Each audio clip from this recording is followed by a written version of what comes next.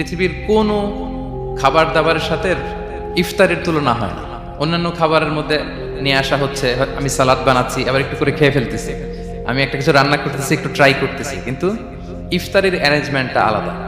কেউ ট্রাই করতে পারতেছে না, শুধু আনা হচ্ছে, টেবিলে সাজানো হচ্ছে, রাখা হচ্ছে, দোয়া হচ্ছে, বারবার ঘড়ির দিকে তাকানো হচ্ছে কখন সেই মুহূর্তটা আসবে।